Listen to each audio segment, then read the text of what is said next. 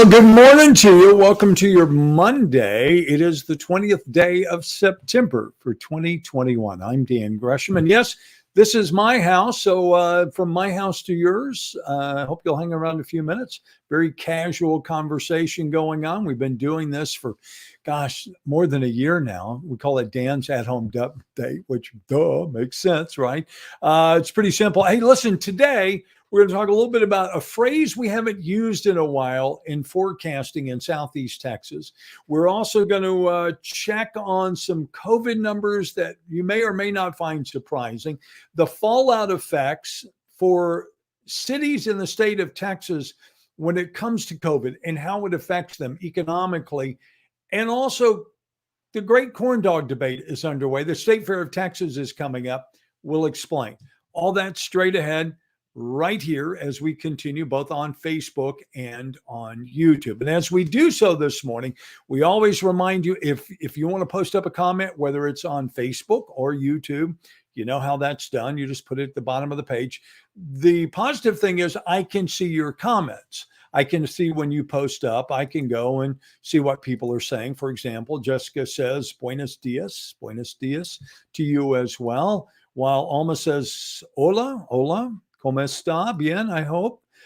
Carolyn Love, good morning. Also, Carlene is here this morning. Candy Love is up watching this morning.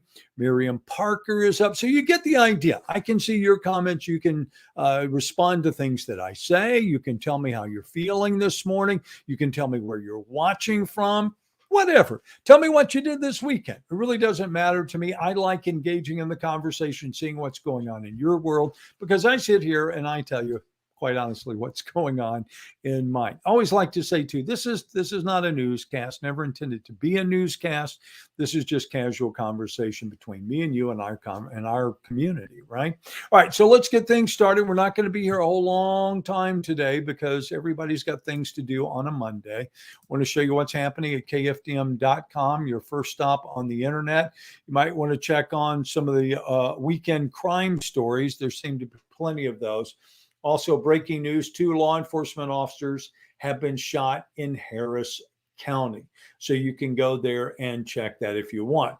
When I said we're about to use a phrase in forecasting we haven't used in Southeast Texas in a while, that phrase is, are you ready? Cold front. That's right. Cold front. Here's a look at live Doppler radar that you can access from kfdm.com. It is interactive, so you can go here and then you can zoom in, zoom out if you want to. You can see we have a few showers floating offshore, a couple more southern areas of Louisiana there, south of Lake Charles. There's a few showers floating about, not a whole lot, and the rain chances today are not huge. To be honest with you, we're at about 20%. Now, that will change tomorrow. Why? Well, because we are going to be dealing with tomorrow a chance of about 60% coverage because we have a cold front moving through. And as it comes on through, look at the highs for the next 3 days and the overnight lows. We're talking 55 for the overnight low on Thursday, and then 79 and 80 for the high with lower humidity. So again, red letter days, I mean, if you got things you need to do outside, maybe you want to put them off for a couple of days and save them for the end of the week when we have those cooler temperatures, which will be really nice. All right. Also this morning, just wanted to point out, it's real interesting because so many different numbers out there when it comes to tracking COVID across the country and across our community. I found yet another one. This is the COVID tracking map that is produced by USA Today. They track the national totals. You can see that there have been 42 million confirmed cases in this country. You can agree or disagree with how that's done. And 673,000 confirmed deaths. And again, you can argue that if you want to. There are the totals in a graph form where you can go in and see how many deaths per day. You can also, this is kind of interesting, this map, the way that it's done. The circle indicates activity. For example, I can go in, there's Harris County. You can, but what about Jefferson County? Sure, if I put it right there. Jefferson, and it tells you how many confirmed cases, how many per 100,000 residents, how many deaths, 576. How many in the last 7 days? 1,000 new cases in the last 7 days. But the upside of that is 14% less than the previous week.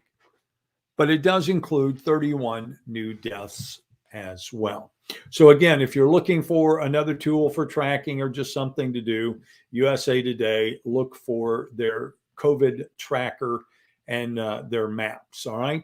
Also this morning, the fallout from all of these cases happening across the state of Texas, it shows up in a lot of different ways. Houston Chronicle this morning reporting San Antonio will lose $21 million just this fall in the number of conventions that will not be booked.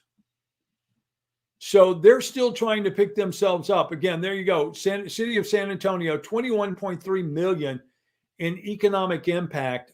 Just 5 conventions, just 5 that have canceled so far. So you can imagine what that equates to statewide when you really start rolling the numbers out, right? All right. And again, I'm keeping it short today. I've got things to do. I know you have things to do today. So let me ask one other favor before we hit the last story of the day. Hit me with a like if you have the opportunity. Thumbs up. It's appreciated. Works on the analytics of Facebook and YouTube. The more likes you get, the more people see what you're doing. So any would be appreciated. You know that. And I appreciate the fact you just take the time to visit. Whether you want to give it, a like or not, it really is inconsequential. But I have to ask. Let me put it that way. So let's finish up this morning and move on, get on to the rest of our day. But I want to finish up on a positive story. There's a sure sign that we are going to see the Great State Fair of Texas back in its full glory this year. And that is because we now know Big Tex is up and the corny dog debate is on, according to Texas Monthly. This is their Being Texan. You can go and read this. Almost 80 years now, Fletcher's has been the company, the go-to corny dog at the state fair. If you've never had a Fletcher's original corny dog, you've never had a corny dog. That's just me, because I grew up, we went to the state fair and the corny dogs were just that was the first place I wanted to go. Let's get a corny dog. And that's what we called them. Not corn dogs. We called them corny dogs. And now, there's all kinds of different corn dogs out there, but Fletcher's still takes the cake. And they've gone beyond the fair now because Glenda Gale, who is the majority owner of the company following her husband's death, has taken it beyond just the fairgrounds. They're all over Dallas now. But my real question for you, would you eat a corn dog? Do you eat corn dogs? And the other question that I would ask you is, when you do eat a corn dog, what do you eat? Because I'm looking at this picture and it's showing mustard, yes. Ketchup, I have never in my entire life, this is me personally, I have never eaten a corn dog with ketchup. Never. Now, I will eat it with a different condiment than a lot of people would eat it with. I have had many corn dogs with mayonnaise because that was just the way it was introduced to me, that you ate it with mayonnaise. And you may be, having a revolt right now, but it's okay. It's not a big deal, but I just never, nobody ever even presented to me the idea of having a corn dog with ketchup. Maybe great. I might have to try it, but somehow I just kind of doubt that's going to happen. All right, that does it for me today. Go out and make it a terrific day. Get the opportunity to help somebody. You know that it will always, what you do comes back to you, right?